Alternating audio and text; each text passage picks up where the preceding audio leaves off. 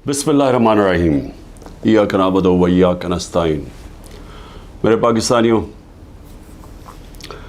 जो बजौड़ का हादसा हुआ और अभी तक हमें पूरी तरह ये भी नहीं पता कि जो ज़ख्मी हैं उनमें से कितने बचेंगे, क्योंकि बड़े बुरे ज़ख़म हैं उनके।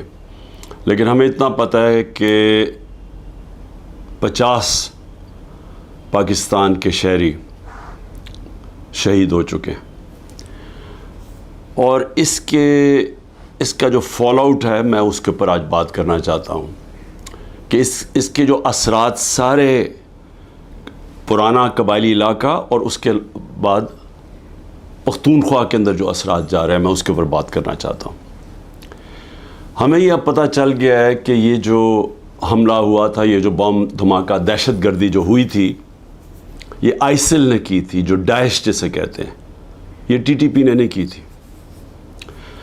और इसके ऊपर चंद दिन पहले अमेरिका का सदर जो बाइडेन ने कहा कि जो सबसे बेहतरीन तरीके से आइसिल का मुकाबला कर रहे हैं वो है तालिबान गवर्नमेंट।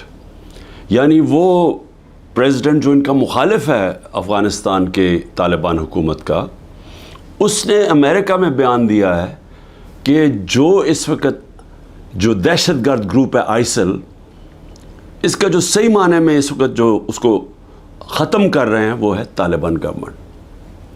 अब मैं ये इसलिए आपके सामने कह रहा हूँ कि मैंने आज एक बयान पढ़ा है जिससे मुझे खौफ भी है और मुझे हैरत है कि हमारे मुल्क में किस तरह के लोग ऊपर ला के हमारे मुसल्लत किए गए हैं जनरल बाजवा ने। क्योंकि अब तो वाज़ेह हो गया ना, फिर से मैं याद करा दूं कि जो ख्वाजा आसिफ ने बयान दिया है वो तो वाज़ेह हो गया ना कि ये पूरी साजिश कर रहा था जनरल बाजवा आते साथ ही। पहले हमें सीटें पूरी नहीं लेने दी ताकि हम बिल्कुल एक कमज़ोर कोalition गवर्नमेंट बने, और उसके बाद आते साथ ही हमारे गिराने के प्लान बन गए थे। तो उसने इन्हीं को लेके आए ये जो अब आपके सामने हुकूमत बैठी हुई है, जिसने पाकिस्तान का माशी कत्ल कर दिया है। आवाम से आज पूछें, तनख्वाहदार लोगों से पूछें कि अभी जो पेट्रोल और डीज़ल की कीमतें बढ़ाई हैं, सवाल इनसे पूछें कि हमारे दौर में तो तेल इंटरनेशनल मार्केट में $110 बैरल पे पहुंच गया था और अब वो $80 या उससे कम है। तो हम ₹150 लीटर पे दे रहे थे, तो आज ये हर वक्त जो कीमतें बढ़ती जा रही हैं 270 पे पहुंच गई हैं। क्या वजह है इसकी? तो ये तो अलग बात है, क्योंकि महंगाई इस वक्त लोगों को, ख़ास तौर पे बिजली के बिल, ये अब आम लोगों की पहुंच से बाहर हो गए हैं।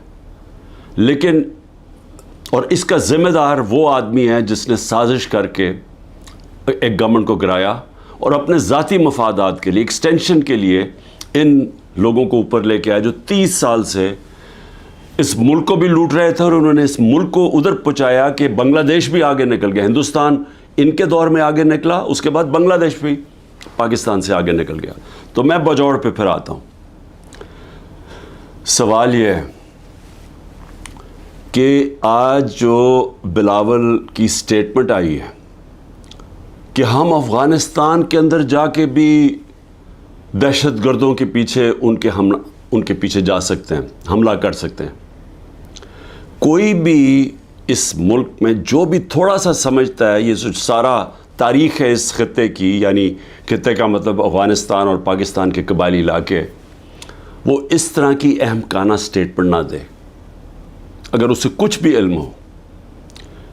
क्योंकि एक अफ़गानिस्तान की वो हुकूमत आई जब अमेरिका वहाँ से गया अगस्त 2021 में, तो याद रखें कि वो पाकिस्तान की सबसे ज़्यादा प्रो अफ़गान हुकूमत थी, क्योंकि पाकिस्तान ने तालिबान और अमेरिका के बीच में डायलॉग करवाया। पाकिस्तान वो मुल्क था जिसके सबसे ज़्यादा ताल्लुकात थे और सबसे ज़्यादा जो करीब थे सारी दुनिया के, बल्कि इर्द गिर्द भी हमसायों से, वो पाकिस्तान था। اور انہوں نے ہمارے ساتھ پوری حمایت کا اعلان کیا کہ وہ جو ادھر سے افغانستان سے دہشت گردی آ رہی تھی غنی حکومت کے دوران میں، جس میں آئیسل بھی تھی، جس میں ٹی ٹی پی بھی تھی، جس میں بی ایل اے بھی تھا، انہوں نے فیصلہ کیا ہم آپ کی پوری طرح مدد کریں گے۔ بدقسمتی سے ہمیں اتنا ٹائم نہیں ملا، ہماری حکومت چلی گئی، اور اس کے بعد یہ جو لوگ آئے اوپر بیٹھے ہوئے، انہوں نے سوچا ہی نہیں، اس طرف ٹائم ہی نہیں دیا۔ آج اگر بلاول یہ کہہ رہا ہے کہ جی ہم وہاں اندر افغانستان میں دہشت گردوں کے پیچھے جا سکتے ہیں، تو سب سے پہلا تو سوال اس کا ہے کہ یہ کتنی دفعہ افغانستان گیا ہے؟ ساری دنیا کے چکر مارے، کسی فورن منسٹر نے اس ملک کا اتنا پیسہ نہیں خرچ کیا دنیا کے چکر مارنے میں، اور خاص طور پہ امریکہ کا کسی نے اتنا پیسہ نہیں خرچ کیا۔ ایک دفعہ بھی یہ کابل گیا جب کہ ہمارا 2500 کلومیٹر کا بارڈر ہے، اور جب کہ ایک نئی حکومت آئی تھی جو پرو پاکستان تھی، جو غنی حکومت تھی، وہ پرو انڈیا تھی۔ میں نے کانفرنسز کے اندر اس کو دیکھا جس طرح یہ ہاتھ باندھ کے کھڑا ہوتا تھا نریندر مودی کے سامنے، اور میں آخری کانفرنس جو تاشقند میں ہوئی تھی، جدھر ہندوستان بھی تھا اور ریپرزینٹیڈ، اور ادھر افغانستان بھی تھا، حالانکہ میں نے پوری کوشش کی ان سے اچھے تعلقات کرنے کی، میں گیا بھی کابل پریزیڈنٹ غنی سے بات چیت کرنے کے لیے، ان کو احساس دلوانے کے لیے کہ ہم تو جو بھی حکومت ہوگی افغانستان، ہم نے ان سے اچھے تعلقات رکھنے۔ اس کو پاکستان بھی بلایا، اس کے باوجود اس نے سب کے سامنے کھڑے ہو کے کہا کہ پاکستان نے 10,000 اپنے، اس نے ورڈ یوز کیا تھا، ہم نے لوگ بھیجے ہیں، ملیٹنٹس بھیجے ہیں جو مدد کریں افغانستان کے طالبان کی۔ سب کے سامنے جھوٹ بولا اس نے، تو وہ کھل کے ہمارے اگینسٹ تھا۔ ان کا جو سیکیورٹی ایڈوائزر تھا، وہ ہر روز پاکستان کے خلاف سٹیٹمنٹ دیتا تھا۔ کوئی ادھر سے ہمیں مدد نہیں ملتی تھی جب یہاں کوئی بھی دہشت گردی ہوتی تھی۔ تو یہ جب حکومت چینج ہوئی تو ہمیں تو انہوں نے پوری کوآپریشن کا کہا، اور ہمیں اس وقت چاہیے تھا کہ ہم پورا فائدہ اٹھاتے، اور جو بھی ہمارے مسئلے ہیں افغانستان کے، ہم سارٹ آؤٹ کر لیتے، اور وہ تیار تھے۔ جب سے یہ حکومت آئی ہے ان کو ٹائم ہی نہیں ملا۔ میں پھر سے کہتا ہوں کہ یہ ہر وقت ہر دوسرے دن امریکہ پہنچا ہوتا ہے بلاول، یہ کتنی دفعہ کابل گیا۔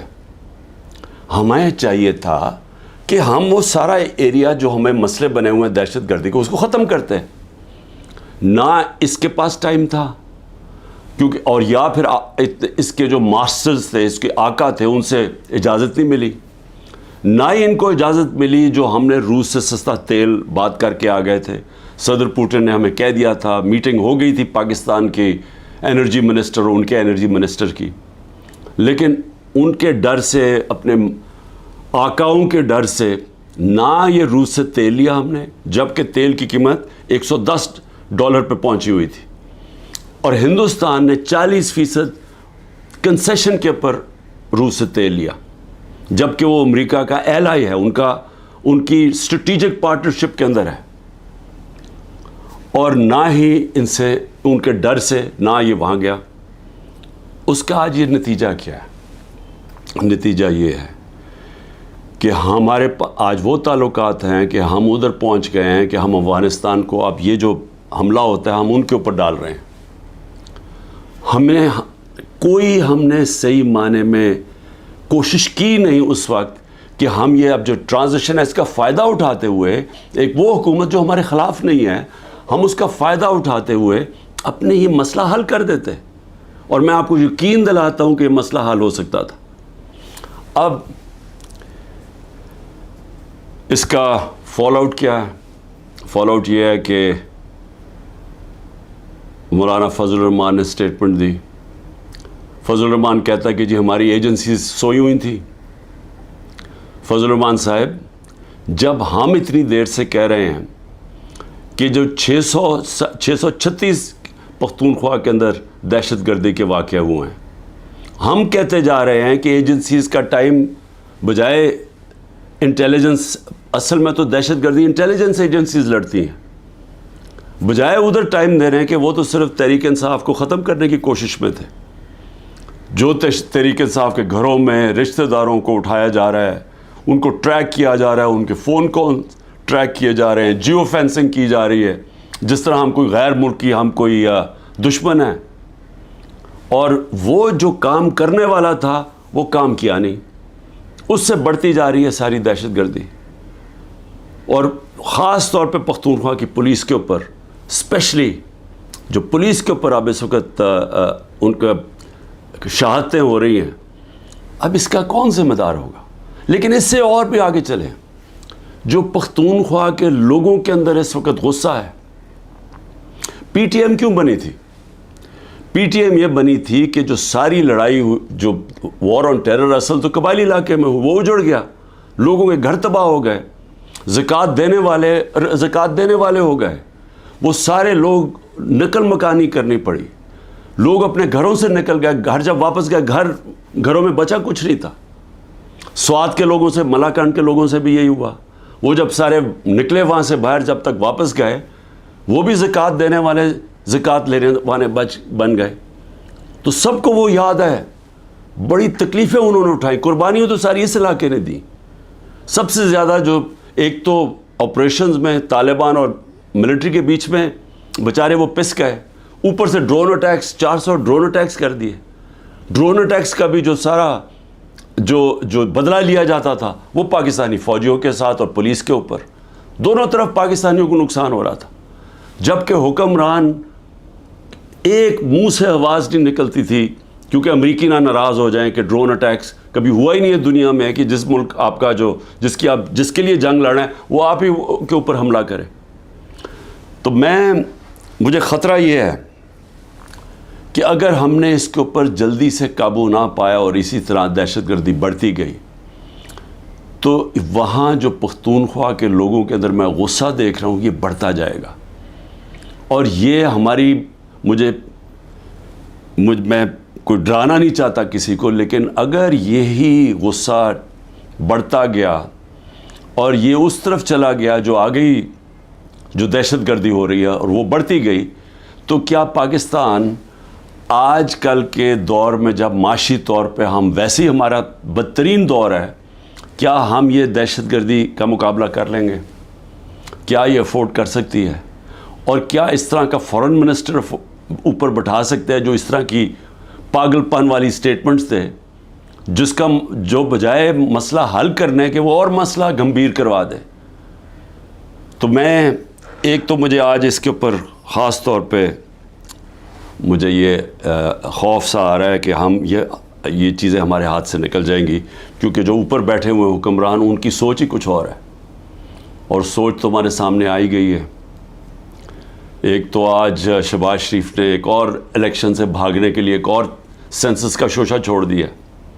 بھئی مجھے یہ بتائیں کہ جب سے آپ آئے ہیں 15 مہینے پہلے, تو کیا تب آپ کو نہیں پتا تھا کہ الیکشن اکتوبر کے اندر ہونی ہے, نیشنل الیکشن, آپ کی ٹرم ختم ہونی ہے؟ تب آپ کو نہیں پتا تھا کہ یہ جو سینسس جو بھی ہم نے کرنا اس سے پہلے کریں؟ یہ ایک اور الیکشن بھاگنے کا انہوں نے راستہ نکال لیا. دوسرا, دونوں پختونخوا کے اندر اور پنجاب میں غیر آئینی حکومتیں چل رہی ہیں, کیئر ٹیکر.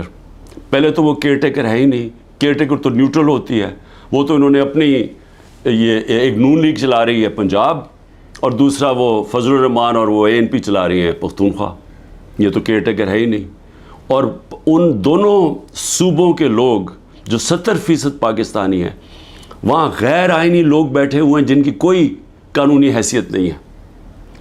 اب یہ کوشش کر رہے ہیں کہ مزید اور یہ اوپر بیٹھے رہیں, اور یہ ایک شوشہ اس کا, اور یہ کہ جناب ہم سینسس کروانا چاہتے ہیں, سیکیورٹی کا بھی شوشہ بنا لیں گے. پنجاب کی 14 مئی کی الیکشن انہوں نے اس لیے نہیں کروائی, ہمارے پاس پیسے نہیں ہیں جی.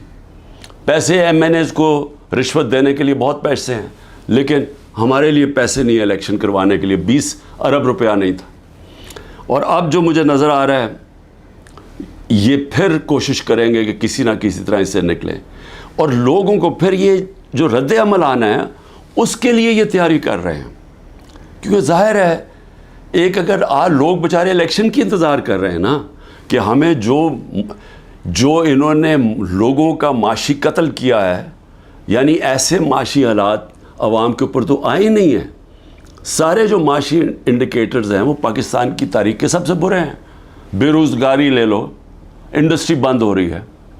گروتھ ریٹ جب نیچے آتی ہے، مطلب جب آپ کی دولت میں اضافہ جو 6.1% سے اب جو 0 پہ آئی ہے، تو اس کا مطلب بے روزگاری تو بڑھنی ہے، دولت کم ہو رہی ہے ملک کی. اور اس کے علاوہ مہنگائی جس سطح پہ پہنچ گئی ہے تو لوگوں کے حالات تو سب کو پتہ ہے. اب لوگ الیکشن کا انتظار کر رہے ہیں. انہوں نے اب کیا کیا ہے؟ اب 2 قانون لے کے آ رہے ہیں. ایک ہے سیکریسی ایکٹ اور دوسرا ہے پریونشن آف ایکسٹریم وائلنس. وہ ایک میں ہی کیا کر رہے ہیں کہ آپ انٹیلیجنس ایجنسیز کو کسی مثلا میرے اوپر ایک فوج کے ادارے میں، انٹیلیجنس کے ادارے میں ایک آدمی میرے اوپر قتل کرنے کی کوشش کرتا ہے، جو مجھے پتہ اس نے کیا.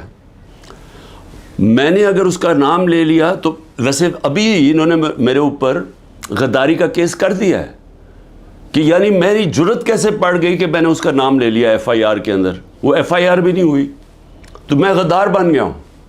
اب یہ ایک تو وہ کرنے جا رہے ہیں. دوسرا سیکریسی ایکٹ میں کہ جناب یہ کسی کے گھر میں بھی گھس جائیں گے انٹیلیجنس ایجنسی. ہمارے گھروں میں تو گھس ہی رہے ہیں. میرے گھر کے اوپر حملہ ہوا، دروازہ توڑ کے 40 لوگ اندر آ گئے، گھر میں جو چیزیں پڑی لوٹی، لوگوں کو مارا دھاڑا، اٹھا کے لے گئے خنسامے کو. وہ جو مالی تھا، 2-3 ورکرز، سب کو اٹھا کے لے گئے. تو وہ تو ہو ہی رہا ہے ہمارے گھروں پہ. اب یہ فیصلہ کیا کسی کے گھر میں بھی جا سکتے ہیں کہ کسی کے گھر میں بھی جائیں گے، کہیں جی ہم سرچ وارنٹ کے بغیر اندر گھسیں گے، کوئی چیز بھی اٹھا لیں گے. میرے گھر جب آئے تھے تو اسلحہ چھوڑ کے چلے گئے کہ جی اسلحہ ملا ہمیں یہاں سے. اور وہ سوشل میڈیا پہ دکھا رہے ہیں کہ لے کے جا رہے ہیں اپنی قمیضوں کے نیچے اسلحہ، اور وہاں اوپر چھوڑ کے چلے گئے. اور اب یہ کچھ بھی کر سکتے ہیں. تو یہ تو کسی کے گھر میں گھس کے توڑ کے چیزیں اچھا لوٹتے ہیں، چیزیں چوری کر کے لے جاتے ہیں. تو اب تو اس کو قانون بنانا چاہتے ہیں کہ کہیں بھی جا سکتے ہیں. تو یہ جو جس طرف اب یہ لے کے جا رہے ہیں ملک کو، تو یہ تو سیدھی کہنے کہ جی آپ ہمارے غلام ہیں، ہم آئے اوپر آپ کے اوپر بیٹھنے آئے، آپ ہمارے غلام ہیں. ہم ایک آزاد ملک، آزادی تو ویسے ہی ختم کرتے جا رہے ہیں. تو اب تو یہ انگریزوں سے بھی زیادہ بدترین غلامی ہے، کیونکہ انگریزوں کے زمانے میں پھر بھی آپ 24 گھنٹے میں کسی کو عدالت میں پیش کرتے تھے جب اگر آپ نے کسی کو اٹھایا ہے. یہاں تو لوگ غائب ہو جاتے ہیں. عمران ریاض ابھی تک غائب ہے، اس کو کوئی 80 دن ہو گئے ہیں. کسی کو پکڑ سکتے ہیں. ہمارے کئی لوگوں کو اٹھایا ہوا ہے، کوئی وارنٹ نہیں ہوتی. کئی لوگوں کو اندر بند کیا ہوا ہے، ان کے ابھی تک FIR نہیں کی ان کے اوپر. تو یہاں تو کوئی قانون ہی نہیں ہے. تو یہ اب ایک غلامی کی طرف ہمیں لے کے جا رہے ہیں مکمل طور پہ کہ ہم اب ان کے غلام بن جائیں، جو منہ کھولے. اصل میں یہ ایک آزادی کے خلاف اب یہ قانون بنا رہے ہیں کہ آپ قانونی طور پہ ہمیں غلام بنا لیں کہ ہماری کوئی آواز نہ ہو، ہم کہیں نہ جا سکیں. تو میں اس پہ آخر میں صرف اپنی قوم کو یہ آج کہنا چاہتا تھا. دیکھیں، محرم کا مہینہ ہے. محرم میں ہمیں کیا سبق ملتا ہے؟ ہمیں محرم میں ایک ہی سبق ملتا ہے کہ رائے حق کے لیے، ظلم کے خلاف کھڑے ہونے کے لیے اگر ظالم کے سامنے کھڑے ہوتے ہوئے آپ کی جان بھی چلی جائے تو اس کی پرواہ نہیں ہونی چاہیے. آپ کو قربانی دینی چاہیے اپنی آزادی کے لیے، آزادی رائے کے لیے، آپ کو اپنے حقوق کے لیے، انصاف کے لیے. کیونکہ جب تک ایک قوم آزاد نہیں ہوتی، دنیا کی تاریخ میں اس کا کوئی مقام نہیں ہوتا. وہ میں بار بار آپ کو مولانا رومی کا وہ جو ان کی ایک کہات ہے کہ جب اللہ نے آپ کو پر دیے تو کیوں چونٹیوں کی طرح زمین پہ رینگ رہے ہو. غلام زمین پہ رینگتے ہیں، ان کی کوئی حیثیت نہیں ہوتی. 25 کروڑ کی آبادی ہے. آج مجھے بتائیں ہماری کیا حیثیت رہ گئی ہے؟ وہ جا کے بلاول بھٹو کتنی دفعہ امریکہ گیا ہے, پتہ نہیں کتنے ہمارے ڈالر خرچ کیے اس نے وہاں, اور جب نریندر مودی وہاں گیا تو اس کو ایسا انہوں نے جس طرح کا استقبال دیا. اور اس کے بعد بائیلیٹرل ٹاک تھی ان دونوں کے بیچ میں, امریکہ اور انڈیا. پاکستان کو انہوں نے دہشت گرد بنا دیا کہ جی دھمکی دی کہ دہشت گردی بند کرو. یہ حیثیت رہ گئی ہے. ہندوستان جاتا ہے بلاول بھٹو, جو ان کا فارن منسٹر اس کو ذلیل کرتا ہے. میں نے کبھی کسی کانفرنس میں ایک ہوسٹ ملک جو ہوسٹ کر رہا ہے, میں نے کبھی نہیں دیکھا اس طرح کی ذلت. تو کیا حیثیت رہ گئی ہے کہ یہ ہماری حیثیت ہے, کیونکہ غلاموں کی کیا حیثیت ہے. تو میں آج آپ سب کو یہ آج پیغام دینا چاہتا ہوں کہ میرے نبی صلی اللہ علیہ وسلم کے نواسے نے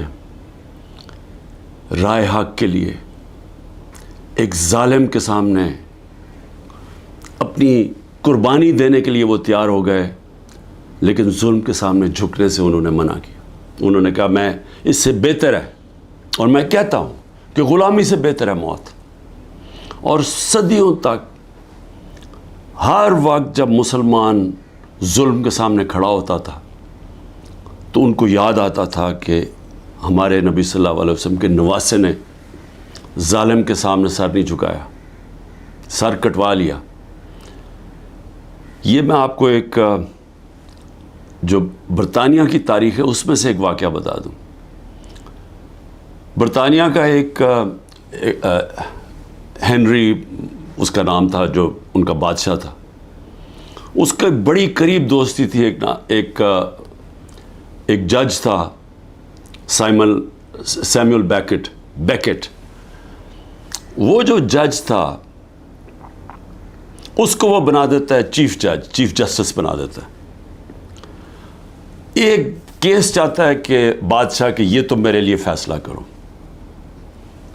اس کا اپنا دوست جو ان کا جو چیف جسٹس ہوتا ہے وہ کھڑا ہو جاتا ہے, کہتا ہے نہیں یہ ناانصافی ہے. وہ اس کو دھمکیاں دیتا ہے, ڈراتا ہے, دھمکاتا ہے, دوستی جتاتا ہے. سیمول بیکٹ کہتا ہے میں ناانصافی نہیں کر سکتا. آخر میں اس کو پھانسی دلوا دیتا ہے. وہ پیچھے نہیں ہٹتا, مرنے کے لیے تیار ہو جاتا. برطانیہ کے جج سارا جسٹس سسٹم یاد رکھتا ہے اس آدمی کو. صدیوں تک جب بھی جج کھڑا ہوتا تھا تو اس کے بھی ذہن میں آتا تھا کہ سیمول بیکٹ تھا. پاکستان میں ججز دیکھیں, ہمارے ججز جسٹس کورنیلیس مسلمان تو نہیں تھے. سب جوڈیشری ان کو یاد کرتی ہے, رسپیکٹ کرتی ہے. سب کو پتا تھا کہ انصاف کے لیے کھڑے ہوتے ہیں. آج بھی وہی دن ہے. ہمارے ججز کے بیچ میں نظر آ رہا ہے کہ ایک دو ججز کھڑے ہو گئے ہیں اس ظلم کے نظام پہ, دھمکیوں کے باوجود وہ کھڑے ہو گئے کہ لوگوں کے انسانی حقوق کے لیے. اور وہ لوگ یاد کر رہے ہیں ان کو, گھروں میں ان کی بات ہو رہی ہے. میں آج اپنی جوڈیشری کو کہنا چاہتا ہوں کہ یہ ملک کو بالکل غلامی سے بچانے کے لیے آپ روک سکتے ہیں. ہم تو کھڑے ہیں. میں تو آپ کو یہ واضح کر دوں کہ میں جب تک زندہ ہوں میں نے تو اسے قبول نہیں کرنا کبھی, اس ظلم کو, نہ اس غلامی کو. لیکن میں اپنی جوڈیشری سے کہتا ہوں کہ یہ وقت ہے, آپ میں سے وہ لوگ ہیں جو ایک وقت یاد رکھیں گے, جو نام ہوگا کہ جی وہ دیکھیں وہ آدمی جب یہ ملک کو غلامی کی طرف لے کے جا رہے تھے, ملٹری کورٹس کی طرف لے کے جا رہے تھے, کہ جن لوگوں کے گھروں میں گھس کے عورتوں کو, بچوں کو اٹھا کے لے جاتے ہیں, گھر لوٹ لیتے ہیں, رشتہ داروں کو. کلیکٹیو پنشمنٹ صرف اسرائیل دیتا ہے فلسطینیوں کے خلاف, مقبوضہ کشمیر میں کشمیریوں کے خلاف دیتے ہیں. FCR جو تھی جب انگریز حکمران تھا وہ دیتا تھا قبائلی علاقے کے لوگوں کو کلیکٹیو پنشمنٹ, کہ ایک فرد اگر نہیں ہے تو اس کے رشتہ دار پکڑ کے لے جا جاتے تھے. لیکن آزاد معاشروں میں کوئی کلیکٹیو پنشمنٹ نہیں ہوتی, اور یہ ہمارے یہاں کھلے عام ہو رہی ہے. بچوں کو اٹھا کے لے جاتے ہیں, رشتہ داروں کو لے جاتے ہیں. تو میں اپنی جوڈیشری کو کہتا ہوں کہ دیکھیں یہ ساری قوم آپ کی طرف دیکھ رہی ہے. جو آپ میں سے سٹینڈ لیتا جاتا ہے، انصاف کے لیے کھڑا ہوتا ہے، لوگوں کی آزادی کے لیے، لوگ اس کو ہمیشہ یاد رکھیں گے. لیکن ان کو بھی دیکھ رہے ہیں، جو وہ کہتے ہیں نا، وہ طفل کیا کرے گا جو گھٹنوں کے بل چلے، جو پہلے ہی سے گرے ہوئے ہیں، طاقت کے سامنے سر جھکا کے بیٹھے ہوئے ہیں. ان کو بھی، ان ججز کو بھی لوگ دیکھ رہے ہیں، ان صحافیوں کو لوگ دیکھ رہے ہیں. ارشد شریف ہمیشہ یاد رہے گا اس قوم کو کہ اس نے بجائے یہ کہ اپنے ضمیر کا سودا کرے، وہ ملک چھوڑ کے چلا گیا اور وہاں اس کو شہید کیا گیا. 4 آج ہمارے بڑے بڑے صحافی ملک سے باہر بیٹھے ہوئے ہیں بجائے یہ کہ وہ اپنے ضمیر کا سودا کریں. اور یہاں ایسے لوگ ہیں جن کو انہوں نے جیلوں میں ڈالا ہے، غلام حسین، اوریا مقبول جان، سمیع ابراہیم، ایاز امیر. یہ لوگ ان کو یاد رکھیں گے کہ انہوں نے ضمیر کا سودا نہیں کیا، یہ کھڑے ہوئے رائے حق پہ لیے. اور یہی ہوتا ہے فرق انسانوں میں. یہ ہے سارے اللہ کے نبی انصاف کے لیے سٹینڈ لیے، انہوں نے مشکلیں برداشت کی. ہمارے نبی صلی اللہ علیہ وسلم کتنی مشکلیں برداشت کی انہوں نے مکہ میں، جب ان کی آزادی رائے لی گئے کہ ایک خدا ہے. کتنی مشکلیں انہوں نے اٹھائیں. لیکن ہم ہمیشہ ان کو، اور ہمیں اللہ کہتا ہے ان کے راستے پہ چلو، اور ہم یہاں ظلم کے سامنے گھٹنے ٹیک کے بیٹھے ہوئے ہیں اور دیکھ رہے ہیں تماشا کہ سارا ملک کا اوپر گند اوپر بٹھا دیا، اور ہمیں کہہ رہے ہیں کہ جی اگر آپ منہ کھولیں گے تو آپ کے گھر توڑ دیں گے، آپ کو جیلوں میں ڈال دیں گے، آپ کو ملٹری کورٹس میں ٹرائی کریں گے. اور ہمیں ڈرا کے جناب کے بھیڑ بکریوں کی طرح ہمیں رکھنا چاہتے ہیں.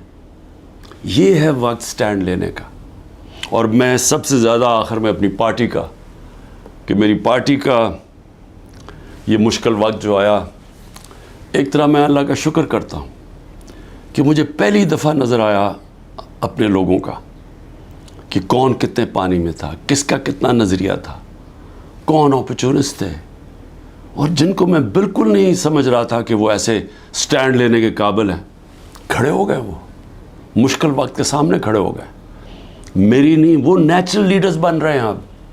اور انشاءاللہ اس پارٹی میں الیکشن کرواؤں گا پہلے موقع پہ. نیشنل لیڈرشپ، نیچرل ہماری پولیٹیکل لیڈرشپ نکلے گی، اور یہ ہوگی انشاءاللہ وہ اصل تحریک انصاف جو اس ملک کے اندر، جو 27 سال پہلے میں نکلا تھا، انصاف کا، عدل اور انصاف اس ملک میں سب سے پہلے قائم کریں گے. پھر یہ ملک خوشحال ہوگا. وہ انشاءاللہ وہ لیڈرشپ نکل رہی ہے. پاکستان زندہ باد.